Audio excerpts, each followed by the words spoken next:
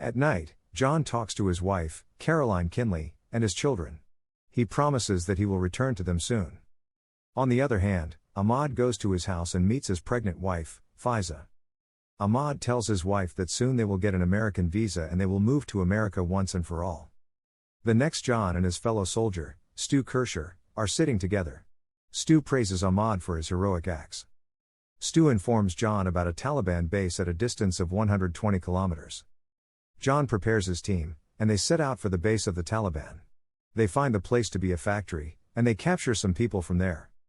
A masked man is overlooking them from afar, and he informs someone about them via a walkie-talkie. Ahmad tells a local Afghan about a Taliban base on the other side, but Ahmad captured the lie of the man. After that, they inspect the place and kill some Taliban. During the firefight, a soldier gets injured.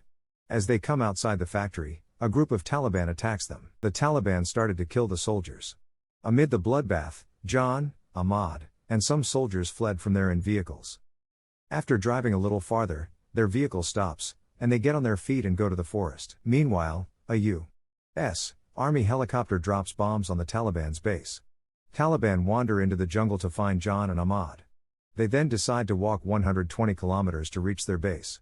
They move ahead, but soon the Taliban attack them. John received bullets in his arm and leg.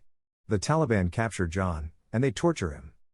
However, in the meantime, Ahmad comes to John's rescue, and he kills the extremists. Ahmad disguises himself in the attire of the extremities, and he places the injured John on a wooden cart. Ahmad then drags the cart with John on it. Meanwhile, the Taliban are also finding them. Ahmad purchases a car, and he drives John to the base camp. On the way, some extremists ask for lift from them. The extremists and the U.S. soldiers are in the same vehicle. Later, the Taliban get off the car, and Ahmad and John continue their journey.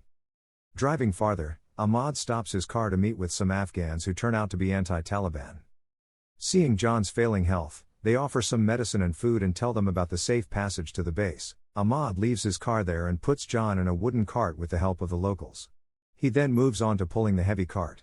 Days pass by, and Ahmad keeps pulling the cart to their destination. On the other hand, the Taliban try their best to apprehend the two. After walking for 2 weeks, Ahmad travels 100 kilometers, and they reach a small hut. While Ahmad is resting and drinking water, a Taliban man sees John and him. He runs forward to kill them, but Ahmad shoots him dead. Another man comes forward, but Ahmad beats him to death as well. Meanwhile, the U.S. military arrives there and apprehends Ahmad, assuming he is a Taliban.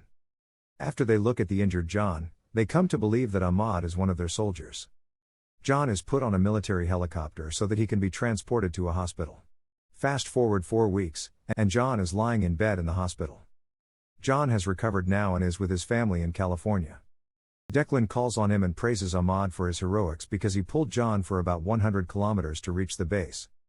John asks him about Ahmad, but Declan says they have no information about his whereabouts. The military was going to reward him with a medal, but he suddenly disappeared. Declan further says Ahmad gained immense fame in Afghanistan for helping American soldiers and killing Afghan Taliban. The Taliban have set a bounty on his head, which is why his brother Ali hit him. After he says the military refused him the U.S. visa for him and his family, John is infuriated,